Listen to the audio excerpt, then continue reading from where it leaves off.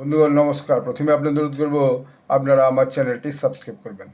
এখনকার সবচেয়ে বড় খবর হচ্ছে যে আমেরিকান মিডিয়ায়, মূলত বিশেষত পশ্চিমী মিডিয়া, এখন একটা কথা বলতে শুরু করেছে যে আমেরিকাকে মহান করার যে সংকল্প নিয়ে ডোনাল্ড ট্রাম্প শুরু করেছিলেন এবং যাত্রা দ্বিতীয় পর্বের, এবং যেভাবে তিনি ক্ষমতা এসেছিলেন, এখন দেখা যাচ্ছে তিনি তার পরিবর্তে সম্মত চীনকে আবার মহান করে তুলছেন।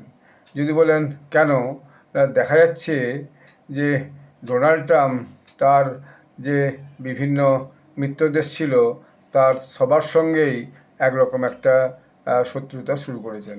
ট্রাম্প কীভাবে চীনকে বিশ্বের পছন্দের অংশীদার করে তুলছেন সেটা খুবই একটা মজাদার ঘটনা।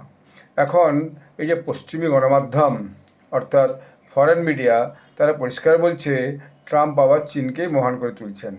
এটা একটা যে বিশ্বব্যাপী যে অ্যানালিসিস অর্থাৎ ব্যাখ্যা বিশ্লেষণ, তাতে প্রতিফলিত হচ্ছে যে এখন বিশ্বের অনেক দেশই চীনকে বেশি পছন্দ করছে মার্কিন যুক্তরাষ্ট্রের থেকেও। অর্থাৎ অনেক দেশে এখন মার্কিন যুক্তরাষ্ট্রের চেয়েও চীনকে বেশি বিশ্বাস করছে।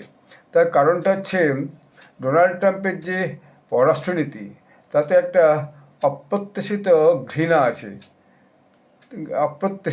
ঘৃণা আছে, থ্রেট আছে, মিত্রদের প্রকাশ্যে উপেক্ষা করা আছে, বারবার হুমকি দেওয়া আছে, আঞ্চলিক বক্তব্য এবং নেতাদের প্রকাশ্যে উপহাস করা আমেরিকার বিশ্বাসযোগ্যতাকে ক্ষতিগ্রস্ত করেছে। একটা সময় এটাকে একদম অপ্রচলিতই মনে করা হতো। যেমন ধরুন, যখন তখন যে ইউরোপিয়ান ইউনিয়নের লোকজনকে ডেকে অপমান করেছে, কানাডাকে বলেছে আমার দেশের সঙ্গে এক দেশ হিসেবে জুড়ে যাও। কখনো এখন যেমন বলেছেন যে না, গ্রিনল্যান্ড আমার চাই। ফলে ইউরোপের সঙ্গেও তার একটা টেনশন চলছে।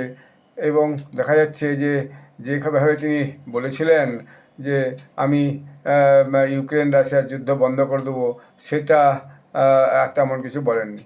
যদিও চীনে যে শি জিনপিংয়ের নেতৃত্ব, সেখানে সরকারের থেকে আদর্শ অনেক বেশি গুরুত্বপূর্ণ, কিন্তু বেজিং একটি স্পষ্টভাবে একটা নীতি অনুসরণ করে চলেছে, যেটা হচ্ছে যে সবার সাথে সম্পর্ক ভালো রেখে চলবে।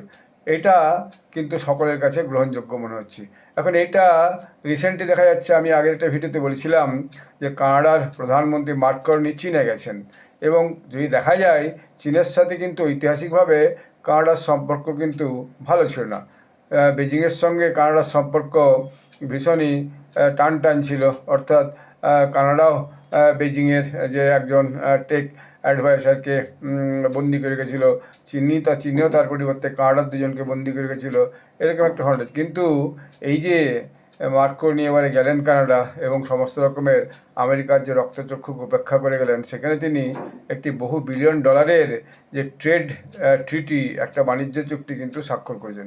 এবং মার্ক কার্নি বলেছেন যে রেকর্ড করার মতো চীন মার্কিন যুক্তরাষ্ট্রের থেকে অনেক বেশি বিশ্বাসযোগ্য মনে হচ্ছে।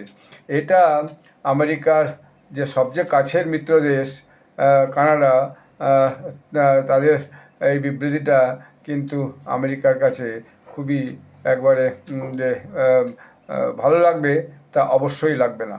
এবং যেভাবে ট্রাম্প বিভিন্নভাবে নেতাদিকে উপহাস করেছেন, তাতে আমেরিকার বিশ্বাসযোগ্যতা অবশ্যই একবারে তলানিতে এসে পৌঁছেছে। এখন এই কানাডাকে যে 51তম রাষ্ট্র হিসেবে যোগদান করার কথা ঘোষণা করেছিলেন, এইটা তাদের সম্মানে আরও বেশি লেগেছে।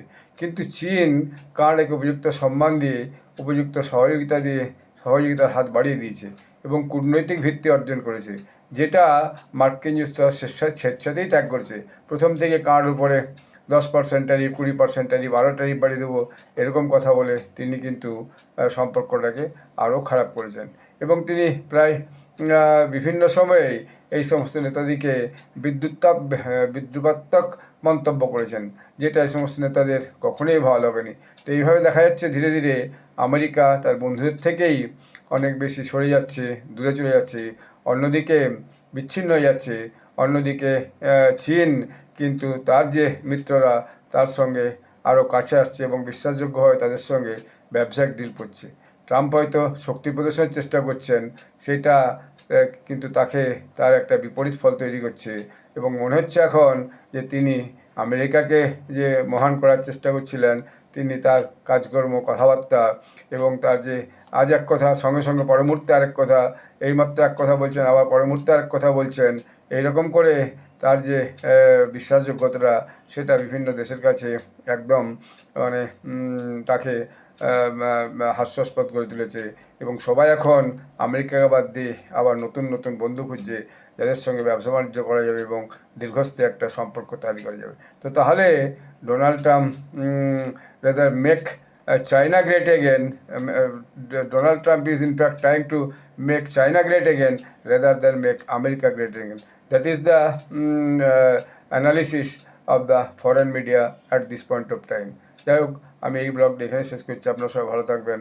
আবার নতুন কোনো ইস্যু নিয়ে আপনাদের কাছে ব্লগ করে জানাবো। আপনারা আমার চ্যানেলটি সাবস্ক্রাইব করবেন, ভিডিওটি লাইক করবেন। ধন্যবাদ।